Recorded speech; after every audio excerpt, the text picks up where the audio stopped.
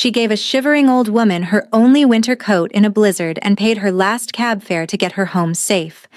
And the very next morning, the most terrifying man in the city showed up at her door holding that coat, because the woman she saved was the one person on earth he'd do anything to protect. He came to confront her. He stayed because he couldn't explain her. And by the end, the cold logistics boss who had never bowed to anyone would drop to his knees in front of her. Not because she demanded it, but because she was the first person who ever acted without wanting something in return. If stories like this one, the kind that make you feel something you weren't expecting, are what you come here for, hit that subscribe button right now, because we drop new ones every week, and you don't want to miss what's coming. Now, let's get into it. The Obsidian Spoon wasn't the kind of restaurant that appeared on food blogs. It didn't need to. Its name moved through the city, like a rumor, low, deliberate, never quite provable. The dining room was all dark oak and candlelight, the kind of darkness that made powerful men feel invisible and made everyone else feel watched. The booths were deep and curved, built for secrets. Outside, a Midwestern February was dismantling the city block by block. Ice over the sidewalks, wind cutting between buildings with a sound like something being torn. Inside, none of that existed. Inside, the cold was a different kind, sharper, social. Teache Okafor had learned to navigate this world with the precision of a surgeon and the invisibility of a ghost. 26 years old, 2 years waitressing here while finishing her nursing prerequisites at night. The plan was exact. 18 more months of double shifts, enough saved for the program deposit, acceptance letter already taped to her bathroom mirror as a daily reminder of what the exhaustion was for. She was the black server with the natural hair pulled back into a disciplined puff, sensible non-slip shoes, a pressed white shirt she laundered herself because the restaurant's dry cleaning policy was a polite fiction for people who weren't on hourly wages. Composed, efficient, invisible by design. She had a gift for reading rooms, knowing which table needed space, which needed warmth, which guest was performing for an audience, and which one was quietly falling apart. She noticed everything. She remembered everything. She had simply learned, a long time ago, that noticing and surviving sometimes required you to act like you hadn't. She told herself that was fine. She told herself it was temporary. She was so focused on surviving this place that she never stopped to notice who was watching her. She was refilling the bread basket at table 9 when the trouble started, not from the men at the table, from across the room. A woman's voice, carrying with the aggressive projection of someone accustomed to being the loudest thing in any space she occupied. "Oh, is that what they're letting serve the good tables now?" The woman was mid-40s, draped in red silk, the very specific confidence of old money meeting new wine, and she was looking directly at Teache. The table went quiet. That awful, collective, held breath. The kind of silence that asks, what is she going to do? Teache set the bread basket down with controlled precision. Her expression didn't change. This wasn't the first time. It would not be the last. "Can I help you with something?" Perfectly neutral. Perfectly even. The woman smiled and directed her next words to her companions as though Teache had already ceased to exist. "I just think the presentation standards of this establishment have slipped considerably. I remember when everyone here was—" She paused, selecting her word with the malice of someone who wanted plausible deniability, more cohesive. And here's what nobody expected. The man in the corner booth spoke, not loudly. He didn't raise his voice. He didn't stand. He simply placed his words into the room the way you place something heavy onto a surface, deliberately, and with the full understanding that it wasn't moving. "I've eaten in 14 countries," he said. "The best service I have received in this city has been at this table tonight. I'd suggest recalibrating your standards." Then he turned back to his wine glass, as if the previous 10 seconds had been a minor atmospheric event, noted, logged, beneath sustained attention. The woman in red silk opened her mouth and closed it. The room exhaled. Teache did not look at him for more than a half-second. She turned back to her work. But her hands, below the level of the table, had gone very still.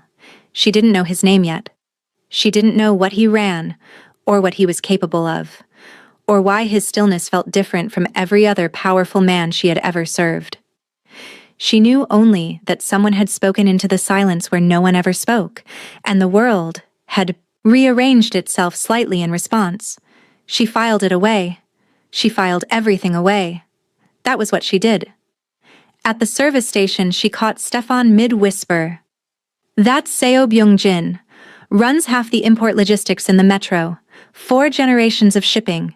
The rumors say the cargo isn't always on the manifest." He said this with the authority of someone who had Googled something 11 minutes ago. "I heard someone try to renegotiate a contract with his company, and the next week their whole warehouse burned down. But no proof." Teache processed this the same way she processed everything at this job. Useful, filed, not her business. She had an order to deliver. She went and delivered it. And she told herself the warmth in the back of her neck had everything to do with the kitchen, and nothing to do with the man in the corner booth who had, without being asked, defended her in a room full of people who hadn't. She told herself that for about 4 hours. Then the blizzard hit. The power flickered at 9:47. 6 seconds of darkness that made every candle in the room suddenly seem like the only light in the world. The guests laughed with the relief of people for whom danger is an aesthetic experience. By 11:20, the last table had settled their bill. The kitchen staff were arguing in Spanish, and Teache was pulling on her coat in the back hallway. A good coat.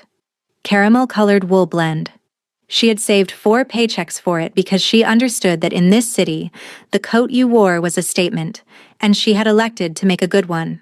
She wrapped her scarf, pocketed her tips, and stepped out through the service exit into the cold. She almost stepped over her. The woman was seated on the concrete step at the base of the service entrance, so still and so small that in the dark and the swirling snow she was nearly invisible. Elderly. Very elderly. The kind of age that lived in the architecture of a face, rather than any single feature. Korean, Teache guessed. Dressed in a thin floral housecoat over a cardigan and canvas shoes. No winter coat, no hat, no gloves. In 12-degree wind, with snow coming sideways off the lake, she was shaking. Not trembling. Shaking. The deep, systemic kind that spoke of a body in serious conversation with its own limits. She was holding a piece of paper with an address on it, staring at it with the focused incomprehension of someone who had been staring at the same unsolvable problem for a very long time. Teache stopped. She would not be able to explain what happened in the next 30 seconds. She would not remember deciding.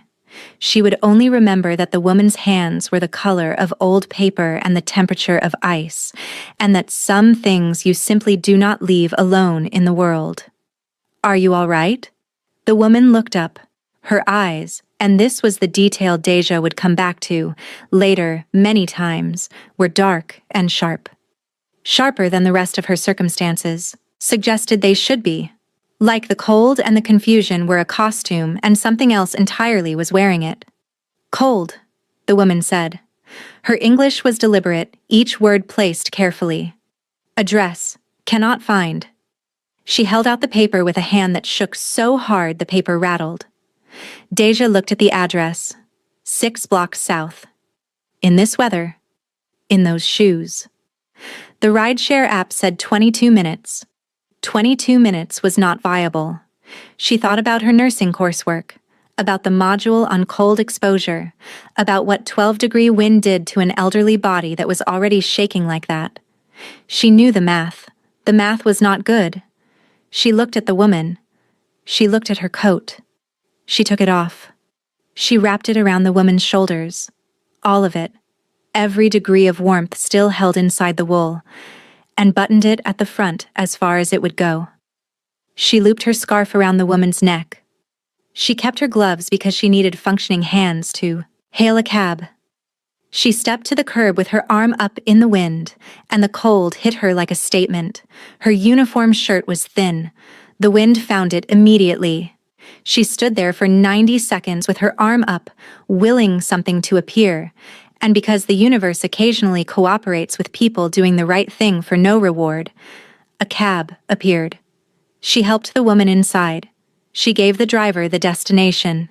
She paid the fare with the cash from her tip pocket. The money she had been counting on for the bus ride home, for groceries, for the small arithmetic of getting through the week. She didn't hesitate. She checked that the woman was settled and warm before she closed the door. The woman reached out and gripped Teache's wrist. Her grip was startling. Not frail at all, under the shaking. Not fragile. She held on for a moment, looking at Teache with those sharp, dark eyes, and said something in Korean that Teache didn't understand. Then, in English, slow and precise, "Good heart." The cab pulled away.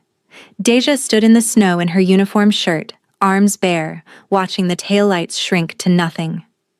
Then she put her head down and walked into the wind, because she had 17 blocks to cover and this was just the shape of the world, and she was fine.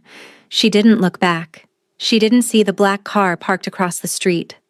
She didn't see the driver reach for his phone. She had no idea that she had just changed everything. She heard the knock the next morning while she was still in the shower, trying to unfreeze her fingers.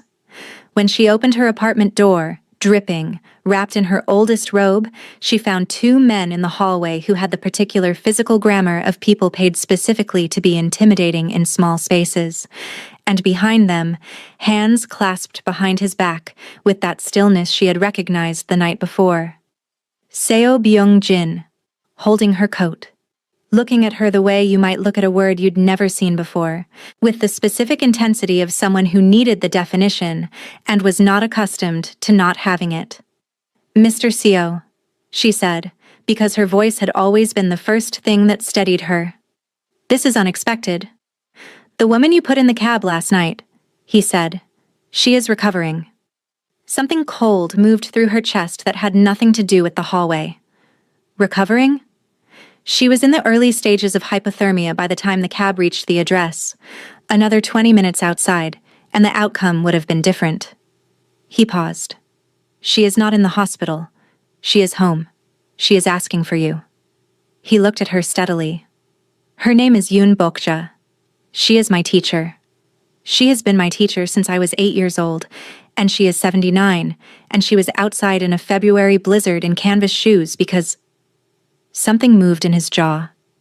Because she did not tell anyone she was going out. It is a habit of hers. Teache stood in her doorway in her robe and wet hair, and absorbed this. Then she opened the door wider. "I need 15 minutes to get dressed. If you want to take me to her, we can go." Something shifted in his expression. Small, controlled, the recalibration of someone who had prepared for resistance and received something else entirely. 15 minutes, he said. "You can wait in the kitchen if you want coffee," she said. "Or in the hallway, if you prefer. I don't negotiate the option of being watched while I put on pants." He almost smiled. Almost. "Kitchen," he said. He was standing exactly where she'd left him when she came back, hands wrapped around a mug he'd found himself, looking out her kitchen window at the snow-covered street below. He hadn't moved anything. He hadn't looked through anything. She noticed this. She noticed everything. Here is what she didn't know yet. Yoon Bokja had been eating at the Obsidian Spoon for 3 months.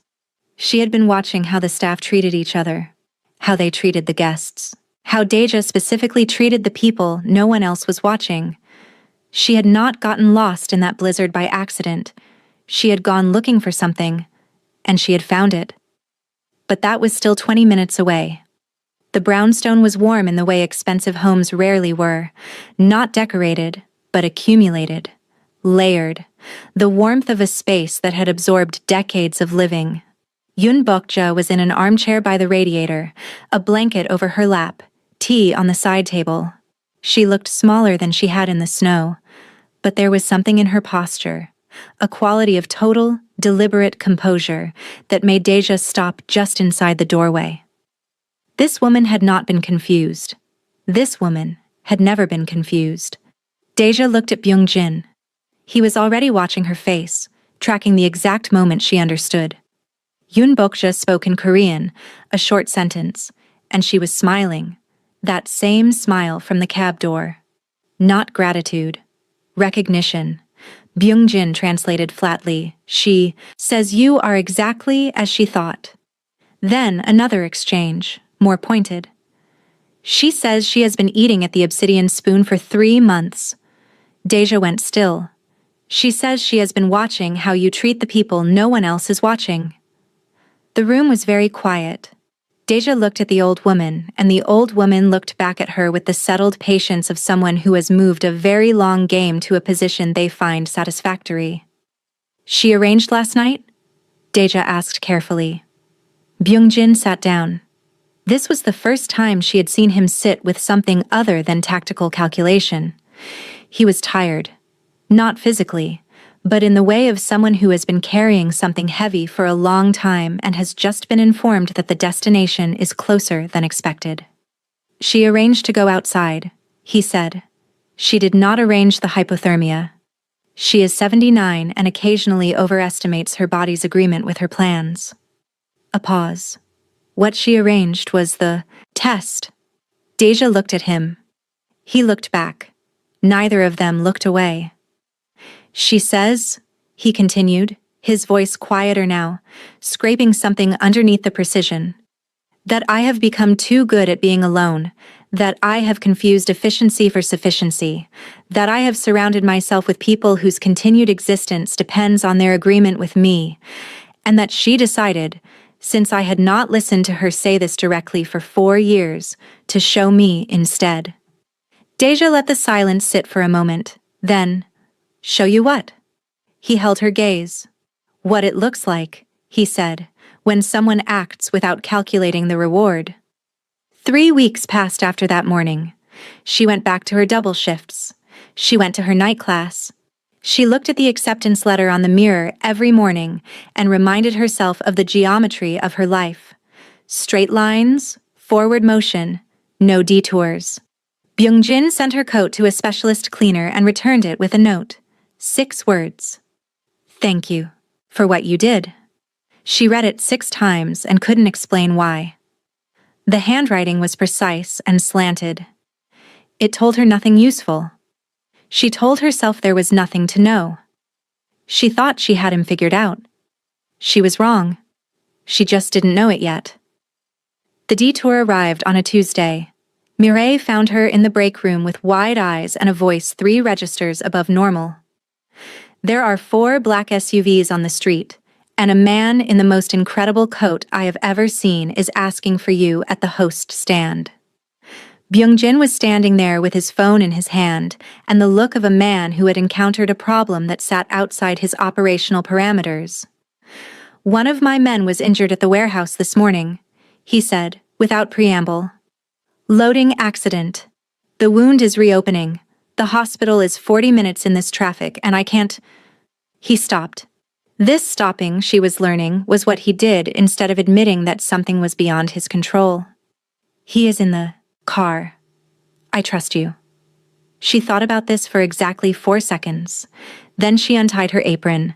The man in the back seat of the second SUV was folded against the door with the stoic misery of someone who considered showing pain a personal failure. The wound was deep. A laceration along his left forearm, field-dressed with medical tape, and whatever the warehouse first aid kit had offered. The dressing had slipped. She could see the problem immediately. Does anyone have an actual kit? She asked the men watching from outside. Byung-jin produced one from the front seat in under 10 seconds. Someone on this team had thought about this before. She went to work. She didn't narrate. She applied pressure, cleaned, redressed, secured. When she was done, the man's breathing had steadied. He looked at her once, early, with the expression of someone who had decided within 30 seconds that she knew exactly what she was doing. Byung-jin was leaning against the car beside her when she stood, up. Not hovering. Not watching over her shoulder. Simply present, at the right distance. He'll need stitches when the traffic clears, she said. The compression holds for 2 hours if he doesn't move it. Byung-jin looked at his man, then at her. You didn't flinch, he said. I've been working doubles in a restaurant kitchen for 2 years, she said. I've seen worse before 9 a.m. Something happened in his face, that small unlocking she was starting to recognize. Brief, controlled, but real. I owe you, he said. You don't, she said. I want to be a nurse. He needed help. Those two things aligned. That's not a debt. He looked at her for a long moment. Deja, he said. It was the first time he'd used her name. She felt it land differently than she expected. What? Dinner. Not a request for service, not a transaction. Dinner. With me. She thought about the acceptance letter on the mirror. The straight lines. Then she thought about him saying, I trust you, the way someone said it when trust was not a social nicety but something given once, carefully, and only when earned. I have a night class Thursday, she said. Friday, he said. Friday, she said. He took her somewhere quiet, a restaurant she'd never heard of, which was significant because she worked in the industry. No sign out front, no social media presence she could find. The kind of place that existed only through reputation. They were given a table in the back, not a power table near the entrance, not a table for being seen. A back table, a private one. He ordered in Korean without looking at the menu, asked her preferences first, adjusted without embarrassment. She noted that he was better at being attentive when he thought he was being logistical. This was, she was beginning to understand, how he operated in most areas of his life. Genuine care dressed as efficiency, because efficiency was the language he had learned, and care was the thing underneath it, he hadn't found different words for. Yet, they talked. Not about his business. He volunteered almost nothing about it, and she didn't ask, because she was self-aware enough to understand that some doors are opened from the inside, and pushing them from the outside only breaks things. They talked about Yoon Bokja.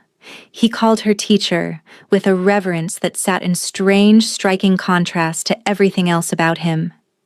He told her the old woman had found him when he was 8, the year his father's grief had worn the costume of catastrophically bad business decisions.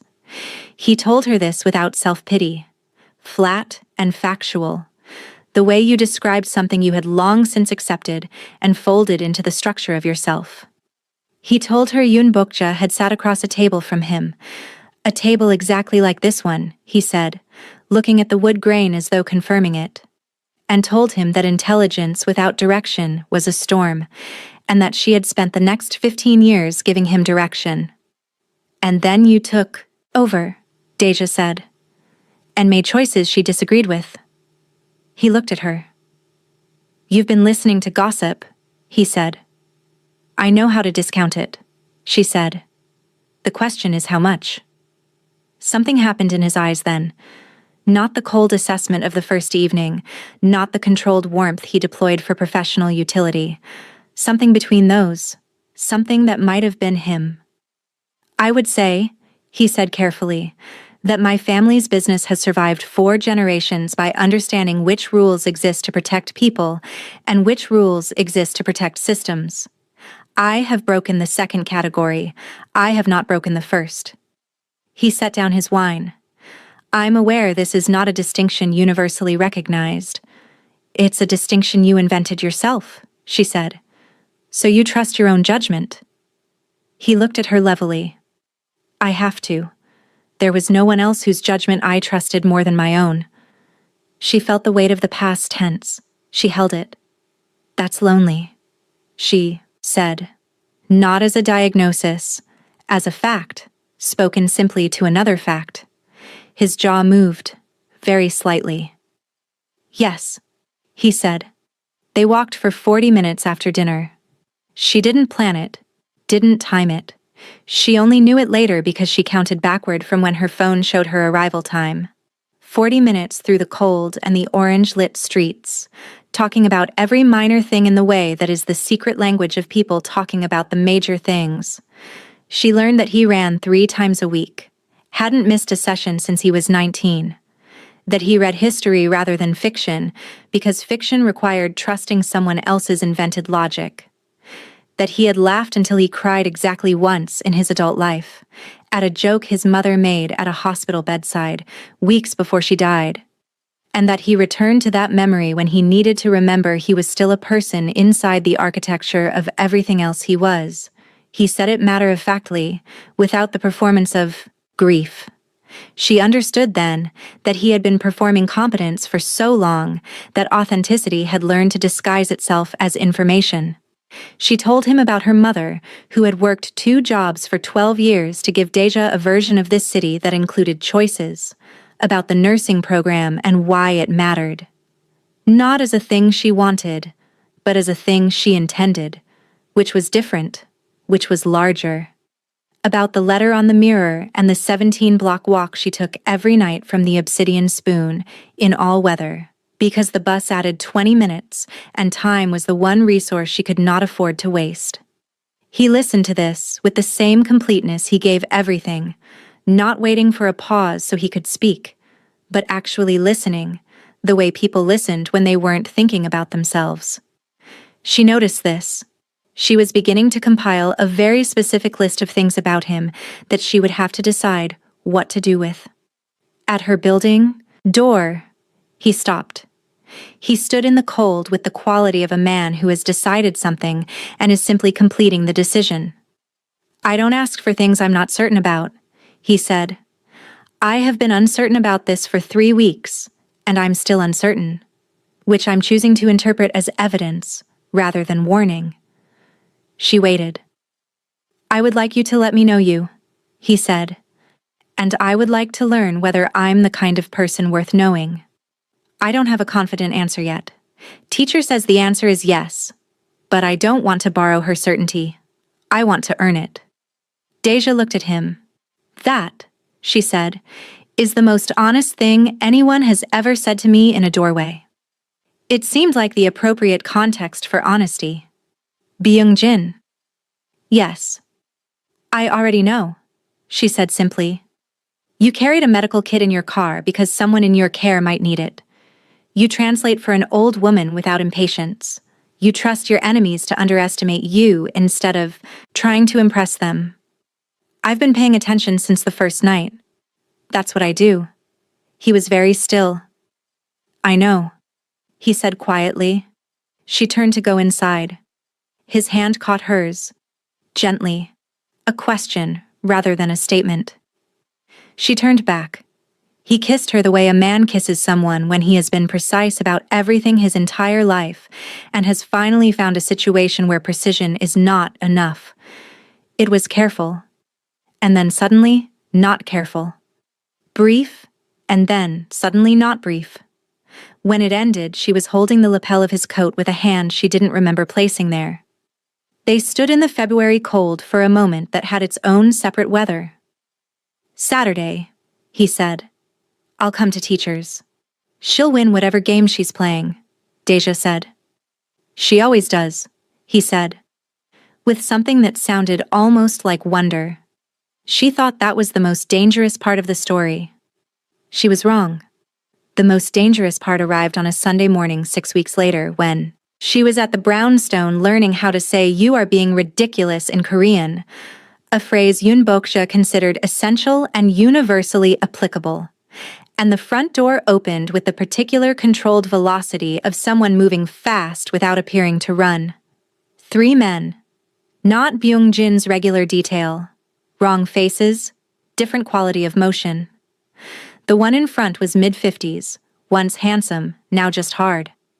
He spoke in Korean. Yoon Bok-ja replied.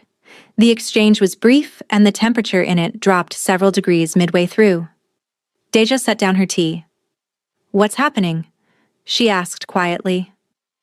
"A man named Hwang," Yoon Bok-ja said in English, which was what she did when she wanted Teache included instead of buffered.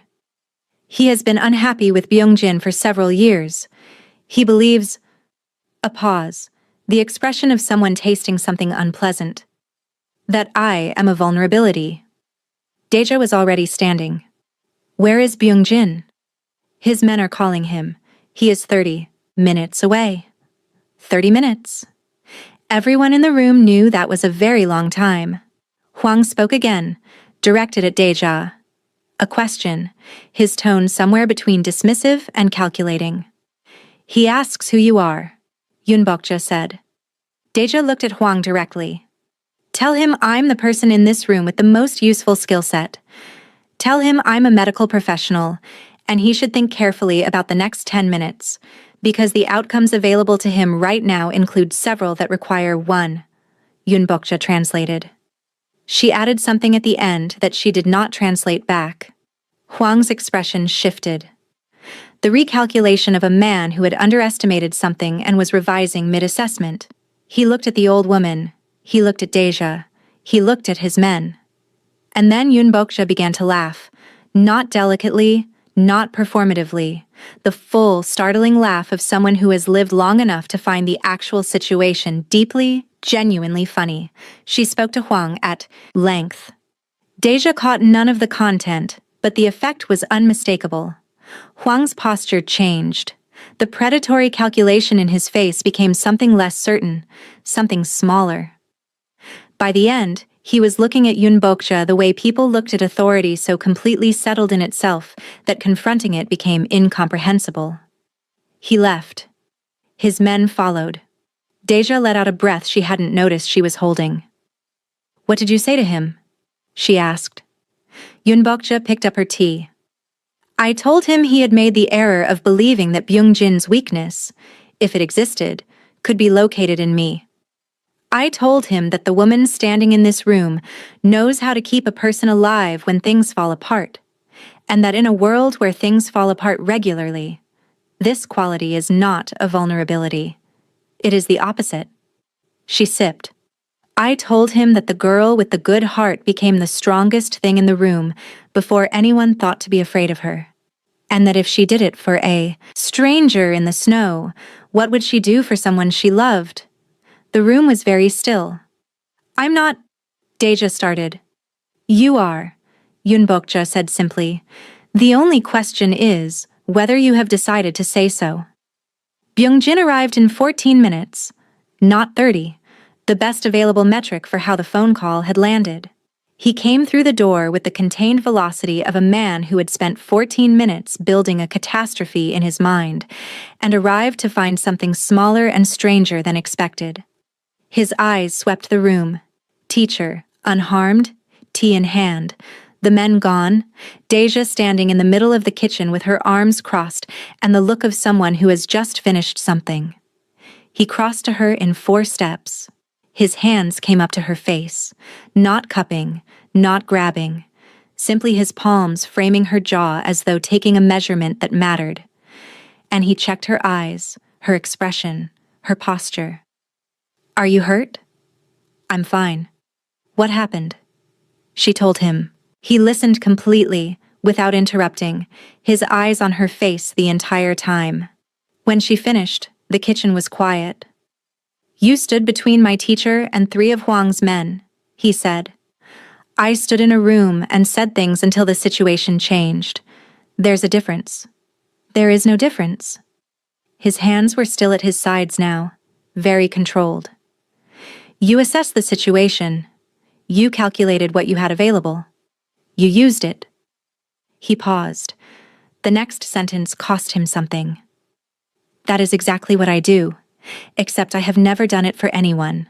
I have done it for positions, for outcomes, for legacy, not for anyone. Yunbokja, who knew exactly when to not be present, relocated to the other room. Teache uncrossed her arms. I know who you are, she said.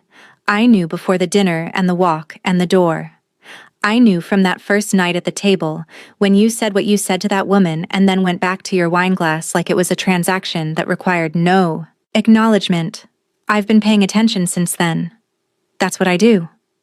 Something happened in his face that she would later try to describe and find inadequate words for. The architecture came down. Briefly. Completely. All the precision and the stillness and the controlled deployment of himself. It came down. And what was underneath it was just a man who was quietly, profoundly tired of not being known. He crossed the distance between them. He kissed her the way you kiss someone when the answer was yes, and had been yes for longer than you'd admitted, and the relief of finally saying so was indistinguishable from the saying itself. She kissed him back the way you kiss someone when you had been paying attention, and attention, finally, was enough. In the other room, distinct and unmistakable, Yunbokja made a sound of profound satisfaction. 1 year later, the auditorium was full of the particular warmth of an audience who has come to celebrate something that cost people. Teache walked across the stage to receive her nursing license. She spotted him immediately. Second row, center, not the front, because he had correctly assessed that sitting in the front would have made him too visible. And this was her day, and visibility should belong to her. He was watching her with the expression she had come to know best. Not quite stillness, not quite softness, something between them that was uniquely him. Beside him, in the seat he had apparently fought off 3 other families to secure, was Yunbokja, wearing a hat no one had approved, holding a sign in Teache's own handwriting. 3 Korean characters she had learned 3 months ago in that warm brownstone kitchen. The characters translated as, "We knew." Teache laughed. She laughed while shaking the dean's hand, which was not protocol, but protocol had never been her primary concern. Afterward, in the parking lot, the February air cold but not cruel, that manageable cold she now associated with something else. "You created a clinic," she said, "for the You created a clinic," she said. "For the warehouse workers," he said, "union partnered. The position needed a director of nursing to establish protocols. The position is currently open." She looked up at him. "This is a blatant attempt to keep me geographically convenient," she said. "It is a structured investment in community health care that also incidentally keeps you geographically convenient," he corrected. "The distinction matters." "It doesn't." "It does." She looked at the document. She looked at him. She looked at the sign Yunbokja was still holding behind his left shoulder. "I want a real interview," she said. "With actual selection criteria. Naturally. And a competitive salary structure. Obviously. And you cannot be my supervisor. Teacher would not permit it." Yunbokja, unprompted, said something in Korean that made the 2 men, from Byungjin's detail, unsuccessfully suppress smiles. "What did she say?" Teache asked. Byungjin looked pained in the particular way he looked pained when a translation required him to admit something.